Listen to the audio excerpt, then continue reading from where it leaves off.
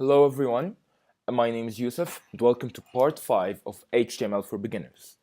In this part, we're going to be talking about positioning elements on the screen. Now, last video we took a look at some common styling properties and we learned that these are the properties associated with positioning elements. Now, in this video, we're going to be taking a look at these particular 5. So, let's get started. Now, position is a property that can take 4 values, which are static, relative, fixed, or absolute. Now, static is the default value, which simply places the element in the normal flow of HTML.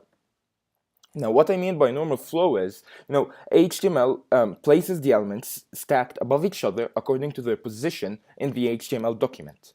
That's what the normal flow is. Now, relative simply displaces the element relative to its normal flow position. We're going to be taking a look at relative and absolute in the demo.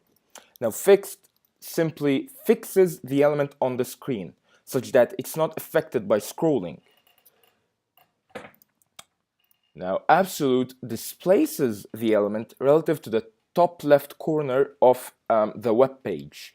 Now, the way that it displaces it in either relative, fixed, or absolute is using the top, left, right, and bottom properties. We're going to be taking a look at this in the demo. So let's get to it. So here we are. I have opened up the same web page that we have been working on before. Make sure that you open it up with a text editor. Now, for the purposes of this demo, I'm going to set the border of this div, which we've been working on in the previous video, to solid, and I'm going to remove the background color. Now, just to show you what we're working with, I'm going to open this up using the browser. There we go. This is the div that we're going to be using, and this is the image that we're going to be positioning in this demo. So let's start with relative positioning. So here's the image, and I'm going to come here and put in style attribute, and I'm going to give it a position of relative. I'm going to save the file. Now if we come here, nothing has happened yet, but if we set its left property to say 50 pixels. Now, this should displace the image 50 pixels to the left. So yeah, let's save and reload the web page, and there we go. Our image has been displaced 50 pixels to the left. Now, let's give it a top of 30 pixels. Now, this should displace the image 30 pixels down, because it's going to, well, you're going to see it. Now, it has been displaced 30 pixels down because it added 30 pixels to its top right here, just like it added 50 pixels to its left.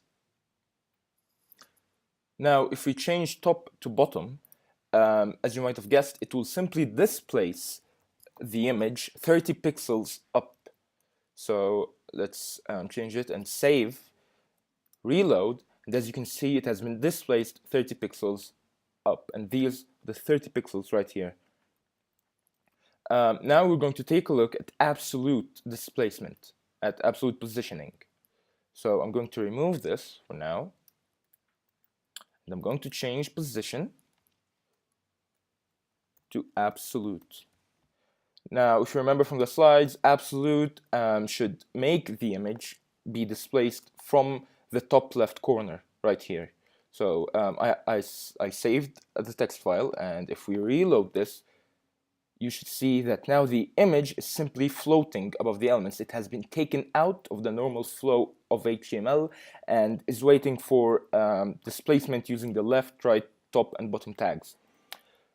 So let's give it a top property, which let's say 50 pixels. Let's make it 60.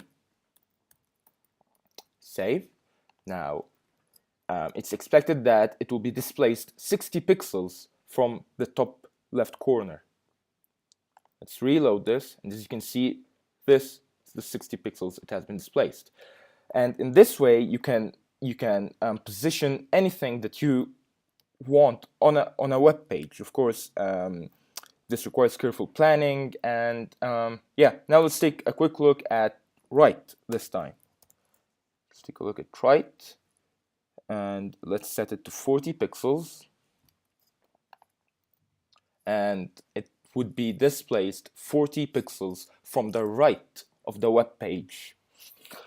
Yeah, and this pretty much wraps it up for relative and absolute positioning. We're going to be talking about margin and padding in a coming video.